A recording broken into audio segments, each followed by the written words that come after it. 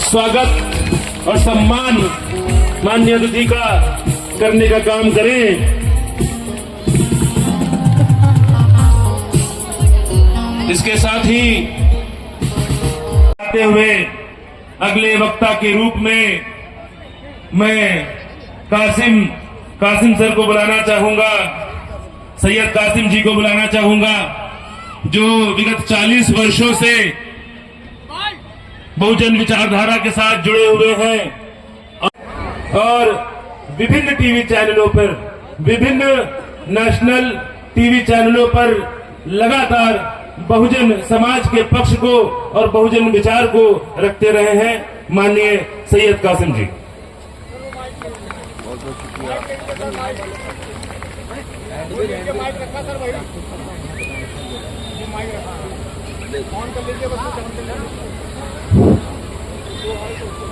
बहुत बहुत शुक्रिया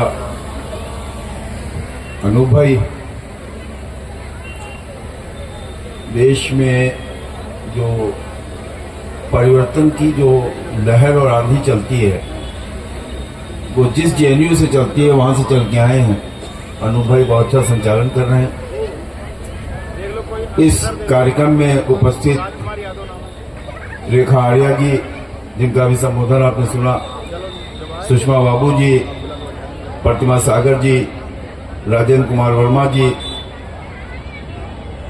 आरसी वाल्मीकि साहब जो पवन के पिता भी हैं और पिता ने जिस तरह की शिक्षा दी है वो मैं पवन के रूप में देख रहा हूँ। एकलव्य अम्बेडकर जी, सुदर्शन लाल भारती जी, देशमित्रानंद जी, अभिषेक गौतम जी, तमाम लोगों का स्वागत करते हुए सबसे पहले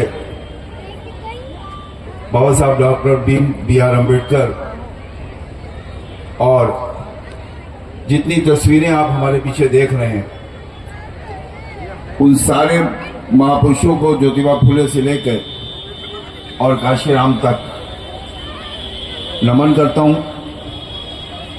उर्दू के एक शेर के साथ बात शुरू करूंगा कि बुलंद हो अज़्म तो तारे भी तोड़ सकता है, कठिन नहीं है कोई काम आदमी के लिए।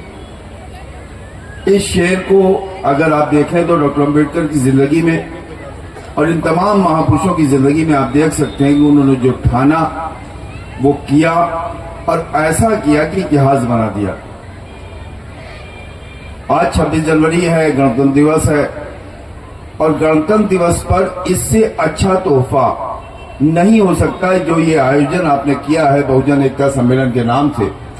मैं आयोजकों को मुबारकबाद दूंगा और आभार व्यक्त करूंगा कि इतनी सुंदर महफिल में उन्होंने मुझे आमंत्रित किया। साथियों, अभी ब्लॉक प्रमुख जो हमारी हैं उन्होंने 22 जनवरी का जिक्र किया, तो मैं 6 दिसंबर का भी जिक्र साथ में कर दूं कि वैचारिकी से जो लोग चलते हैं वो किस तरह चलते हैं। देखिए, 6 दिसंबर को चूंकि डॉक्टर बी.आर. अम्बेडकर बाबा साहब दुनिया से गए थे, उनका परिनिर्वाण हुआ था, तो 6 दिसंबर को शौर्य दिवस बनाने के लिए बाबरी मस्जिद गिराई गई कि 6 दिसंबर को खुशी में बदल दो। खूबसूरत अंदाज होता है, आप समझना चाहिए समझिए, न समझना चाहिए न समझिए, कि धीरे धीरे बहुजन समाज 6 दिसंबर बाबा साहब का परिनिर्वाण भूल जाए और शौर्य दिवस को खुशी मनाने लगे कि आज बाबरी मस्जिद गिराई गई थी। 22 जनवरी को चूंकि संविधान दिवस है तो 22 जनवरी को प्राण प्रतिष्ठा कर दो और उस दिन को इस नाम से याद रखो और संविधान को भूल जाओ। जब संविधान भुलाओगे तो अम्बेडकर अपने आप भूल जाएंगे। खूबसूरत अंदाज, खूबसूरत तरीका, प्यारी सोच, लेकिन सलाम है अम्बेडकराइज लोगों को, बहुजन मूवमेंट के लोगों को, कि बहुजन मूवमेंट के लोग इन सब चीजों को पकड़ लेते हैं। जिस तादाद में ये महिलाएं हमारे दाहिनी तरफ बैठी हुई हैं, मंच से लेके आगे से लेके पीछे तक, बहुत कार्यक्रमों में जाता हूं, जम्मू से लेके देश के किसी भी कोने में, इतनी अच्छी उपस्थिति में तीसरे कार्यक्रम में बहुजन ये युवा साथी टीम के कार्यक्रम में हूं। मैं बुंदेलखंड में भी था, पिछले साल जब जनवरी में था तब भी था, आज भी देख रहा हूं कि महिलाओं की उपस्थिति जो है वो सिर्फ उपस्थिति नहीं है, सिर्फ महिलाएं बैठी नहीं है, पूरा सहयोग दे रही हैं, पूरा अपने आप को इस कार्यक्रम में अपने आप को बिल्कुल शामिल कर रखा है। अभी हमारी प्रोफेसर रेखा आर्या जी ने एक मिसाल दी कि इस प्रदेश में एक बार मायावती की 4 बार सरकारें रही, उन्होंने पहली सरकार का जिक्र किया। मैं अक्सर कहता हूं टीवी डिबेट्स में कि नारा और विचारधारा 2 अलग अलग चीजें हैं। नारा लगाने वाले कोई और होते हैं, विचारधारा वाले कुछ और होते हैं। नारा लगाने वाले बहुत बड़े संविधान की फोटो के सामने जाके लेट जाते हैं, जमीन में बिल्कुल दांडवत हो जाते हैं और तस्वीरें छपती हैं। पूरे दिन टीवी चैनल कहता है कि साहब देश के महामानव आज संविधान के सामने लेट गए। देश के महामानव जब लोकसभा की सीढ़ी पर कदम रखते हैं तो लेट जाते हैं, दांडवत हो जाते हैं। लोग कहते हैं कि देश के महामानव आज लोकसभा की सीढ़ियों पर लेट गए। देश के महामानव जो 22 जनवरी संविधान दिवस के इतिहास को बदलने के लिए अयोध्या में जाते हैं, प्राण प्रतिष्ठा में, तब भी दांडवत होकर लेट जाते हैं। पूरा देश कहता है कि देश के महामानव ने आज दांडवत किया और लोकसभा की सीढ़ी और उसके बाद राम जन्मभूमि प्राण प्रतिष्ठा के कार्यक्रम में लेट गए, दांडवत हो गए। और देश के महामानव ने अपने कलम से खुद को बाबा साहब के उस बहुजन का हिस्सा बनाया जो पिछड़ा कहा जाता है। वरना गुजरात में घाची बिरादरी जो थी वो पिछड़े समाज में नहीं आती थी। प्रधानमंत्री नरेंद्र मोदी जब गुजरात के मुख्यमंत्री थे तो उन्होंने अपने हाथ से अपनी फाइल पर दस्तखत किए और अपनी जात को पिछड़ा बनाया। और पिछड़ा बनाने के बाद फिर जब देश में निकले कहने लगे मैं पिछड़े का बेटा हूं, मैंने पिछड़ों का दर्द देखा है। लेकिन आज यूनिवर्सिटीज में पिछड़ों के लिए जगह नहीं है, प्रोफेसर्स के लिए जगह नहीं है।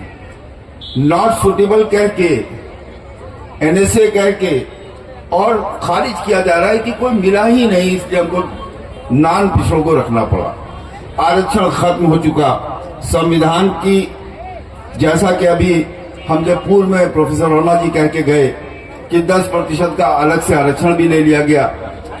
उसके अलावा EWS लेने के अलावा आपने लेटरल एंट्री के नाम पे आईएएसओं की भर्ती शुरू कर दी।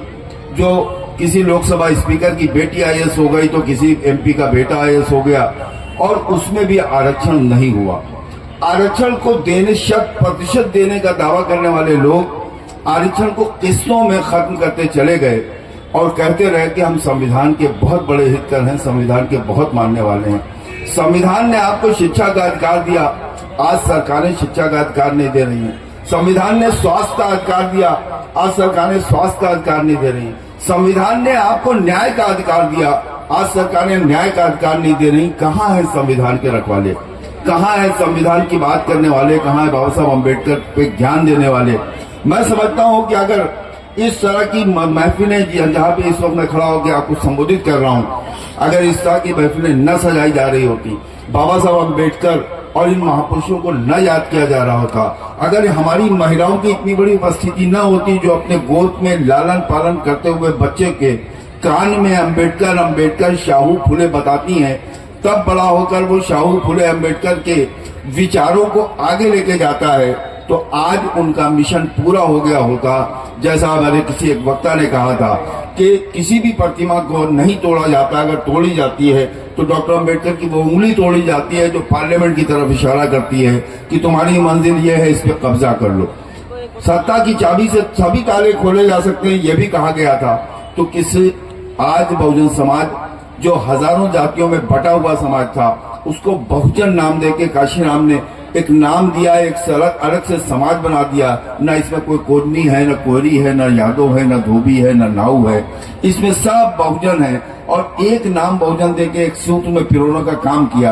अब वक्त ये आया है कि बहुजन समाज जागरूक है। आज 26 जनवरी को इतना बड़ा आयोजन करके उन्होंने दिखाया है कि हमारे लोग अपने महापुरुषों के प्रति अपना सम्मान प्रकट करते हैं। 4 मिसरे के साथ मैं और भी बात करता, लेकिन एक शेर अक्सर मैं आरसी जी पढ़ता हूँ कि कुछ नहीं बोला तो मर जाएगा अंदर से शुजा, और अगर बोला तो फिर बाहर से मारा जाएगा।